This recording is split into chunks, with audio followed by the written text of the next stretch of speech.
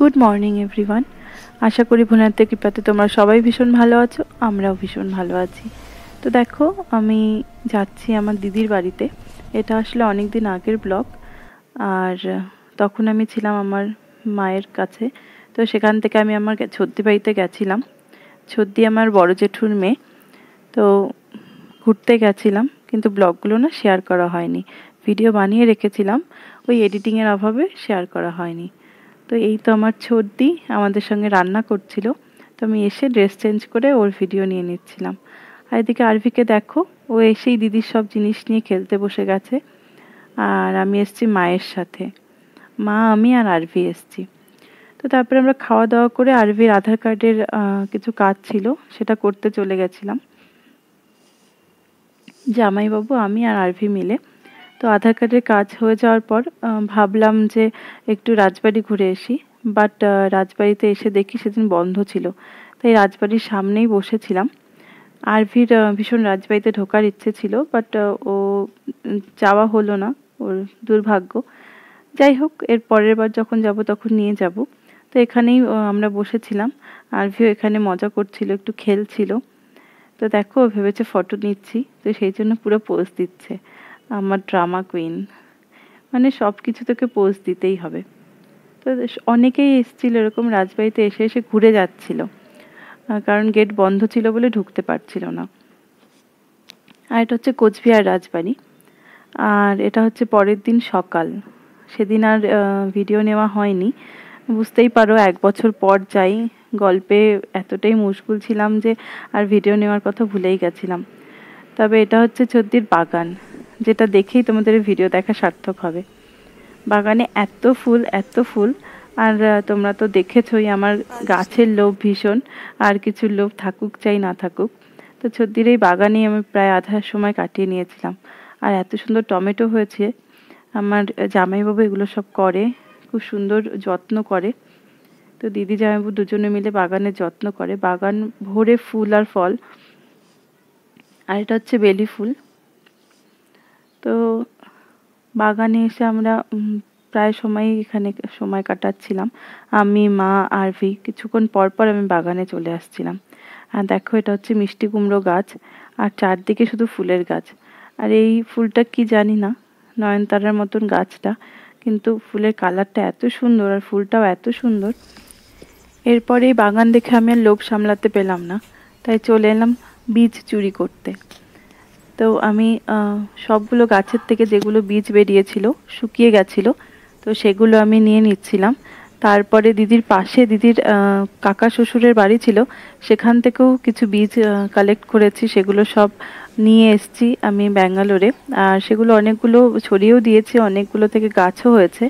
আর সামনে যে হলুদ ফুলটা দেখছো, এটাকে আমরা তারাগাদা বলি।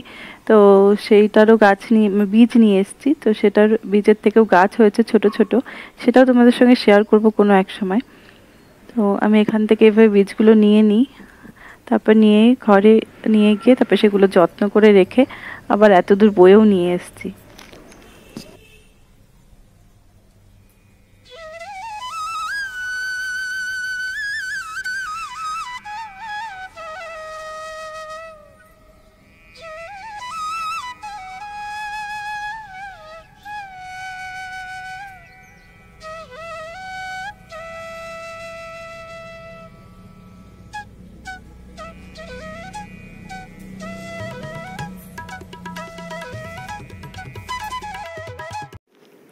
তো এখানে আমাকে দেখে মাও শুরু করেছে। অ্যাকচুয়ালি আমাদের বাড়িতে আমি, মা, আমার ভাই আর আমার বাবা যে ছিল, সবাই আমরা গাছের ভীষণই মানে গাছ প্রিয় আমাদের। আমরা গাছ ভীষণ ভালোবাসি আর ঘরে নানান রকম গাছ লাগাতে পছন্দ করি। তো জায়গা থাকুক চাই না থাকুক, আমাদের বাড়ি পুরো গাছে ভরা। তো আমি যেমন এখানে ব্যাঙ্গালোরে ব্যালকনিতে ঘরে পুরো গাছ লাগিয়ে ভরে দিয়েছি, আমার ভাইও এখানে পুরো বাড়িতে গাছ লাগিয়েছে। তো তোমরা হয়তো কিছুটা লাস্ট ব্লগে দেখেছো, আর পুরোটা দেখাতে পারিনি।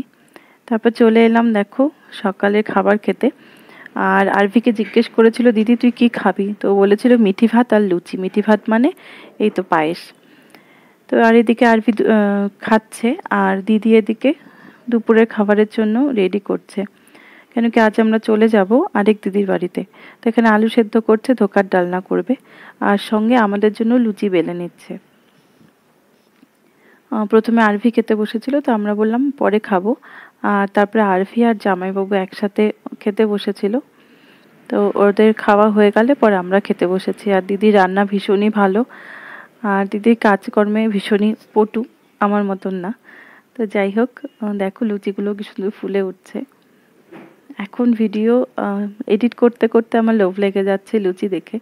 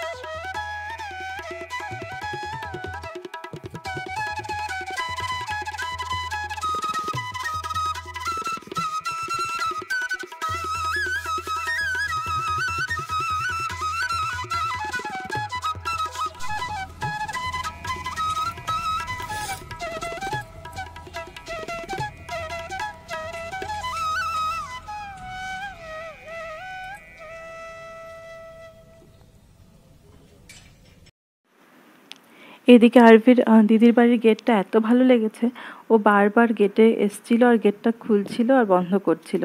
তো ওকে আমি বারবার বলছিলাম বন্ধ কর, নইলে কিছু একটা ঢুকে যাবে। আর রাস্তার পাশে গেট, ও যদি বেরিয়েও যায় না, রাস্তা দিয়ে বারবার বাইক যাচ্ছিল খুব স্পিডে, তো ভয়ও লাগে। আর দেখো ওর বাড়ি জুড়ে ফুল বলে, বাড়ি জুড়ে এরকম প্রজাপতির সব আনাগোনা।